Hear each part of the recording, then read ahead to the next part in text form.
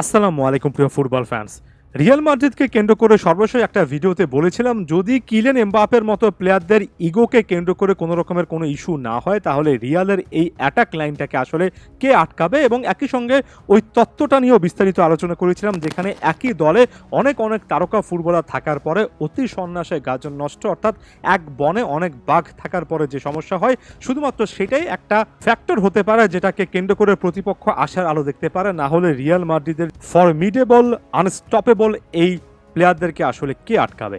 রিয়ালের বিপক্ষে আপনি শুরুতে গোল করে ফেলবেন, আরো বেশি করে বিপদে পড়বেন। দিনে দিনে এই কৌতুক, এই জোকসটাই কিন্তু সবচেয়ে বড় রকমের একটা ফ্যাক্টর হয়ে যাচ্ছে। থিবো কোর্তোয়ার একটা ওন গোল 54তম মিনিট পর্যন্ত রিয়াল মাদ্রিদ সেভাবে আক্রমণে উঠতে পারছে না, এবং একটা গোল কনসিড করার পরে রিয়াল মাদ্রিদের প্লেয়াররা আরও একবার জেগে উঠলেন এবং পরবর্তী সময়টাতে পরবর্তী 36 মিনিটে গুনে গুনে 4টা গোল দিলেন, এবং ওই সময়টাতে রিয়াল মাদ্রিদ আরও একবার দেখালো শেষের দিকে এসে এই অল্প কয়েক মিনিটে কি পরিমাণ প্রেসার তৈরি করা যায়, কি পরিমাণ একটা গোলের ক্ষুধা দেখানো যায়। পুরো ম্যাচে 31টা শট প্রতিপক্ষের গোলপোস্ট বরাবর নিয়েছে রিয়াল, যার মধ্যে 14টা অন টার্গেট ছিল, 73% position, 90% passing accuracy. Real Madrid তাদের পুরো ম্যাচে দাপুটে পারফরমেন্সের যে ফলাফল বা যে রেজাল্টটা সেটা সর্বশেষ 20-25 মিনিটে নিয়েছে। তবে তার আগ মুহূর্ত পর্যন্ত রিয়াল মাদ্রিদকে কিন্তু অন্য একটা দল মনে হচ্ছিল। শেষের দিকে এসে আরও একবার চিরচেনা রিয়ালকে আমরা দেখেছি, এবং এটাই রিয়াল মাদ্রিদের স্পেশালিটি। যে মুহূর্তে প্রতিপক্ষ এগিয়ে যাবে, যে মুহূর্তে মনস্তাত্ত্বিক লড়াইয়ে প্রতিপক্ষের অ্যাডভান্টেজ থাকবে,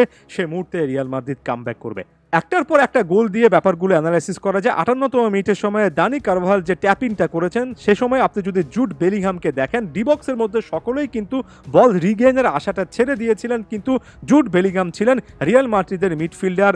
Jude Bellingham high on the pitch থাকলে ডিবক্সের মধ্যে ঢোকার লাইসেন্স পেলে আসলে কি পরিমাণ গোল অ্যাসিস্ট করতে পারেন সেটা আমরা গত সিজনেও দেখেছি।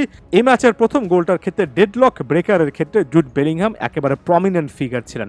75তম মিনিটের সময় রদ্রিগো যে গোলটা করেছেন, সেই গোলটার করার আগে ভিনিসিয়াস জুনিয়রের মুভমেন্ট পাসটা জেনারেট করার আগে কিলিয়ান এমবাপ্পের ডিবক্সের বাইরে থেকে একজন দুজন ডিফেন্ডারকে তার নিজের কাছে ধরে রাখা, এবং অ্যাগেইন ভিনিসিয়াস জুনিয়রের অসাধারণ একটা পাস, যেটা কিনা তিনি বুটের একেবারে সামনের সাইড অর্থাৎ ফ্রন্টাল ফেস দিয়ে ট্রাই করেছেন। একেবারে মাপা একটা বল ছিল, সেখান থেকে রদ্রিগো ফিনিশ করে এসেছেন। এখানে রদ্রিগোকে দেখে একজন সেন্টার ফরওয়ার্ড বলে মনে হয়েছে, এমবাপ্পের পজিশনটা ডিবক্সের বাইরে ছিল। এটাও রিয়াল মাদ্রিদের এই সিজনের ভিন্ন একটা স্ট্র্যাটেজি, যেখানে আপনি কাগজে কলমে একই একাদশে এত এত অ্যাটাকার কিভাবে খেলেন সেটা হয়তোবা বুঝে পাবেন না। আপনি হয়তোবা এটাও বুঝতে পারবেন না যে কেন এমবাপ্পে নাম্বার 9-এর জার্সি পরে ডিবক্সের মধ্যে রানগুলো মেক করছেন। তবে আপনি যদি মাঠের খেলা দেখেন তখন এই জিনিসটা বুঝতে পারবেন যে একেবারে ক্লিয়ার কাট ভাবে এটা বলে দেওয়া নেই যে সবসময় এমবাপ্পেকে দায়িত্বটা পালন করতে হবে। এমবাপ্পে যখন ড্রপ ডাউন করেন, একটু নিচে নেমে খেলেন, তখন রদ্রিগো ডিবক্সের মধ্যে চলে আসেন, জুড বেলিংহাম ডিবক্সের মধ্যে চলে আসেন।